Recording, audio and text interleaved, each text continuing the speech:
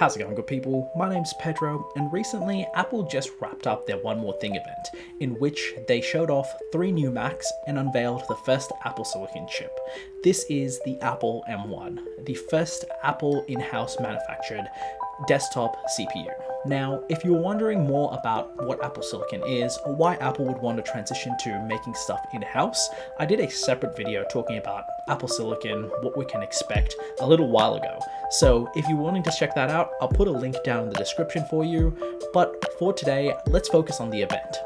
And you know what's been more interesting than the actual event itself, which, mind you, very cool press event and a lot of cool tech to talk about, which we'll touch on in a second, but there's been a lot of confusion in the community itself. A lot of people are not really understanding what this chip brings to the table, and the fact that these chips are different to any old CPU that we've seen in the past. And moreover, people are trying to write off this CPU, or this chip should I say, before it's even had a chance to shine, with some of the largest people in the YouTube space just calling it an iPad without a touchscreen, or in the case of one of the Macs, an iPad without a screen, which I'll address that in a little bit, but first let's jump into the actual event. So jumping straight into the event, let's talk about what's new from Apple this year.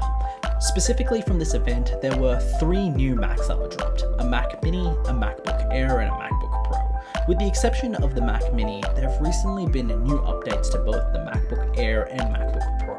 So you might be wondering initially, is it worth me looking at this Mac, considering that I've probably just gotten a new device in the last 2 or 3 years, and I'm not wholeheartedly committed to an upgrade just yet, but let me just put a couple of the specs that they are claiming for the new MacBook Air to start off with.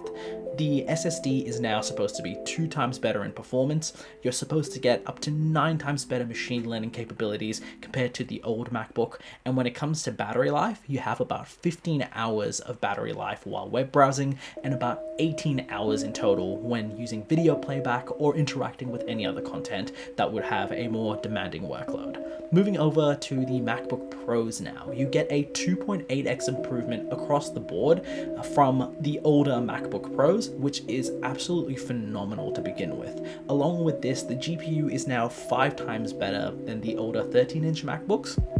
And finally, you get about 15 hours of web browsing battery life, and then a solid 20 hours of battery life while using the video capability features or any of the other features on the laptop itself. For comparison now, on the Razer Blade Stealth that I end up using as my daily driver, I'm lucky if I get about 4 or 5 hours of battery out of that, compared to a staggering 20 hours on a MacBook. That is effectively an improvement of over a day or 2 of pretty moderate use all in all, which in my opinion is absolutely phenomenal. So by now you're probably wondering, what is enabling Apple to provide this level of performance? What is the secret sauce, or what is the secret behind these new Macs? Well, it all comes down to the new M1 processor. This is more than just your traditional CPU, where you see previously Apple would have to rely on other companies such as Intel or PowerPC to go about creating individual products that they would then buy, put into their computers, and then ship out to the masses. Whereas this year, they've ditched that approach and instead taken the point of view of being in-house for everything and building everything that they need internally to Apple itself. This has allowed them to unify the platforms between the software and hardware to ultimately be everything that they need. So they've been able to accomplish this by taking all of the brilliant minds that have built the iPhone and iPad CPUs and bringing them into the actual Mac line itself. So this new system on a chip is more than just a CPU. This is your CPU, GPU, neural network, which is a machine learning engine, and your memory, all in the one chip. Sprinkle on top of that all of the security constraints that Apple is known for, and Apple is well known for, mind you, and you basically get the new M1 chip. And now the main issue when looking into the new M1 chip will be that people won't really understand how to approach and look at this chip in solidarity. Mostly because in the past, we have expected a very specific type of product from Intel and AMD when delivering a CPU. We expect branding like an i3, i5, and i7 inside. We expect things to operate a specific way, have a certain number of gigahertz, and expect the CPU to perform in a very specific parameter. Whereas the new Apple Silicon M1 is not a specific chip. This is not the de facto way of creating a computer. This chip operates very differently from what we expect, which is not necessarily a bad thing, mind you, but it is different. This chip has the ability to favor a lot of battery life while still delivering amazing performance, and this is something that everyone needs to look at and not just measure by the old metrics that we're used to. Alright, so let me explain why using these old metrics is not really going to work when having a look at this device. Specifically, when it comes to the new Macs that have been come out at the low and mid tier, you basically have this one CPU. To start off with, this has now simplified the process of buying a new computer. You no longer have to have the headache of sitting there and understanding, will this CPU be able to tackle what my workload will be, whether it would be CAD, whether it be engineering, writing, web browsing, video editing, or anything in between. You now have the ability to just go ahead and pick up a computer that you know will be able to work for your exact needs. This removes a bunch of friction out of the computer buying process and the overall barrier to entry when it comes to using a high-end computer in the first place.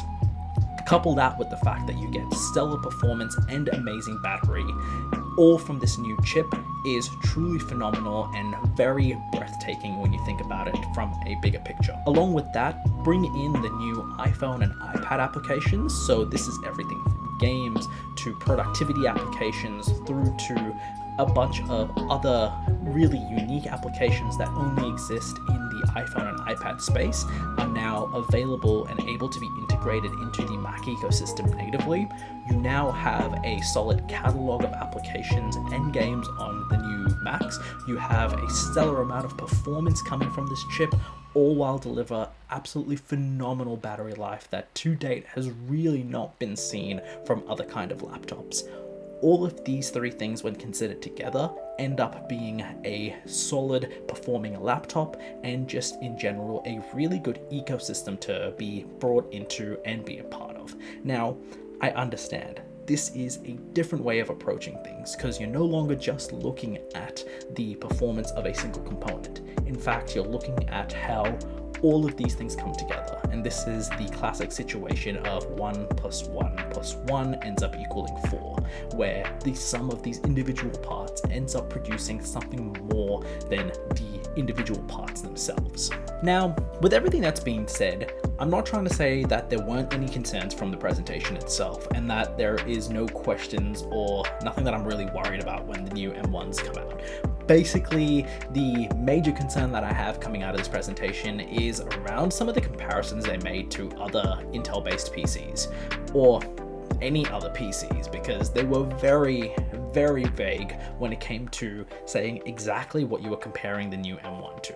There was a graph where it was a comparison of performance versus the actual power consumption, and to start off with, there was no sort of scale given on that graph at all, so you can't even be like, oh, this is a logical amount of performance that I'm getting to a certain amount of wattage, and then on top of that, you have no idea what you're comparing the M1 to, because it just says the best in class PC, which that doesn't really help, because what does that even mean? Are you trying to compare this to an i5, an i7, an i9? Are you comparing it to something with more or less memory? Are you comparing it with something that isn't even supposed to be in the same league as this new chip? I guess there is a lot of things that are still unknown about this here.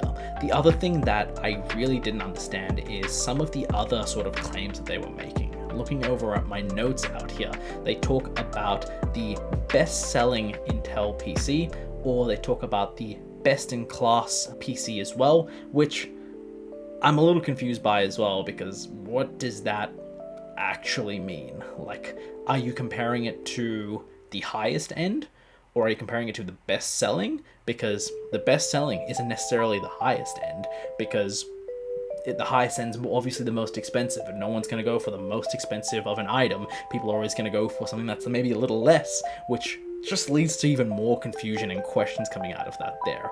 And probably the bigger thing that I'm upset about is the fact that you can't go ahead and upgrade your memory as before, which is something that literally every other manufacturer out on the market gives you that ability to. You can literally go and buy a laptop today use it for 2 years, realize that you need more memory in the computer itself, open it up, take the RAM out, chuck some more in, and you're good to go. Whereas now, with these Macs, you have no control over that at all.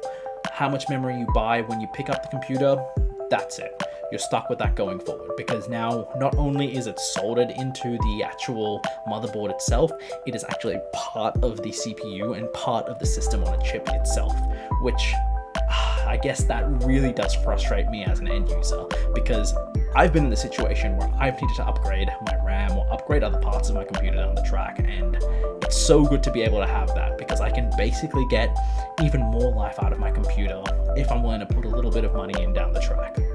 Alrighty, so wrapping up this presentation from Apple. To start off with, Apple's gone ahead and dropped 3 new devices on us. All of these devices now have the new Apple M1 Silicon. This chip is nothing short of breathtaking. It's able to provide a fantastic amount of performance while maintaining an amazing amount of battery life and giving people a huge access to applications, whether that would be apps that are natively built for this new platform, ported over from the older Intel platforms, or the vast majority of iPhone and iPad applications that are now natively supported into this platform itself. There is a lot to take from this event, and there's a lot of good that will come inevitably from this. There's no doubt that there are still some things that I am concerned about and things that everyone might be a little worried about, but I really think everyone needs to take a step back, take a deep breath, and understand how to look at these devices. Because looking at this in isolation of effectively the experience of these devices and having a look at the experience, performance, and ecosystem together is really where Apple is trying to shine. No one pillar can stand out without relying on these other fundamental core experiences of using a device. All in all, I think with all 3 of these working together, the new MacBook Pro, Mac Mini, and MacBook Air can really stand out to be fantastic devices for Apple going forward. Either way, guys, my name's been Pedro. I hope you enjoyed this one. If you did, don't forget to get subscribed, and until I talk to you guys next time, I hope you all have a great day.